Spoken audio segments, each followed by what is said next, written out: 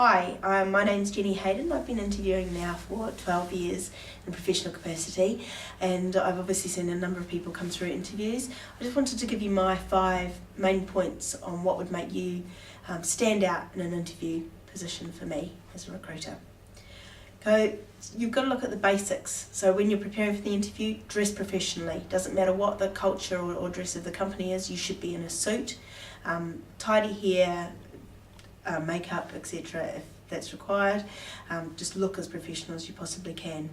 Make sure you turn up on time to that interview. Aim to be there 10 to 15 minutes early at the least.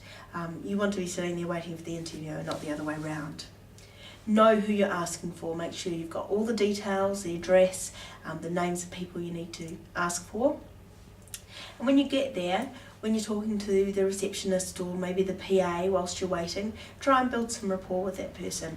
Often I will ask that receptionist or PA what they thought of you, and if you've been sort of standoffish or not very polite to them or not very friendly, that's not going to do you any good going forward.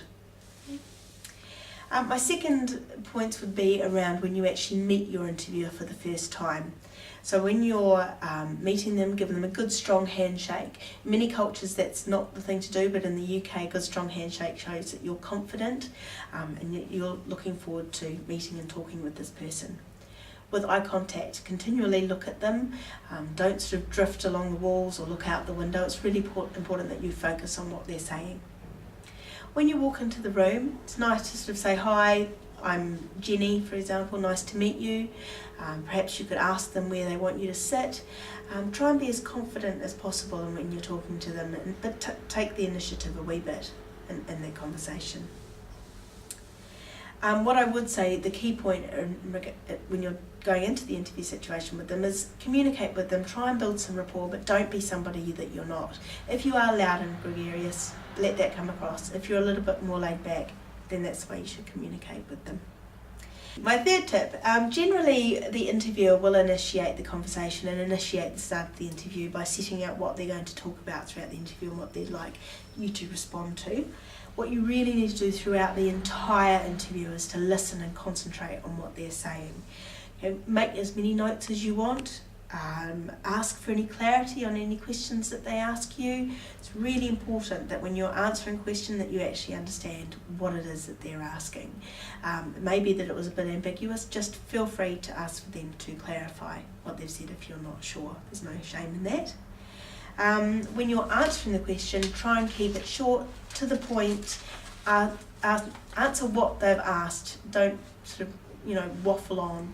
And quite often what interviewers will do is they will just let you talk. So when you think you've answered the question, stop.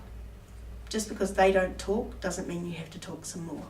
Okay, they'll generally move on to the next question.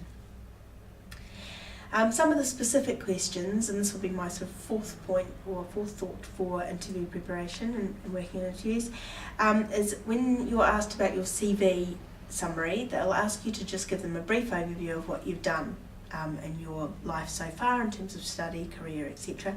Keep your answers short. They don't want you to talk about everything from your primary school through to high school and university. They want to know what's relevant to the job description. And this goes back to your preparation. Preparation is key. So maybe have a think about how you can provide a short summary of what your CV is all about and relate it to the job description. Okay, which is the most important point. So if I can give you an example, I've had a candidate previously who was applying for a junior marketing position, never actually worked in marketing, but had done some volunteer marketing for a social organisation they'd been involved in, and they were able to bring that out when talking about in their CV summary about what they've done. Okay. Really important is that you prepare some questions to ask throughout the interview process. So think about three to five things that you want to know from the interviewer about the company. It's really important that you know it's not just them interviewing you. You need to be happy with them as a company as well. And it will look really good if you've actually thought through some of those questions. Finally, point 5, finishing up the interview.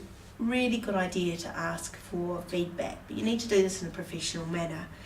You could perhaps use some words like, "I've really enjoyed the interview, I'm very interested in the position, can you let me know if there's anything that you're still concerned about or any further information you need from me? Something like that would work. And that way that they know that you're interested, but they also know that you're interested in their feedback on you. Okay. Thanks very much for listening to the points, and I wish you the best of luck with your interviews.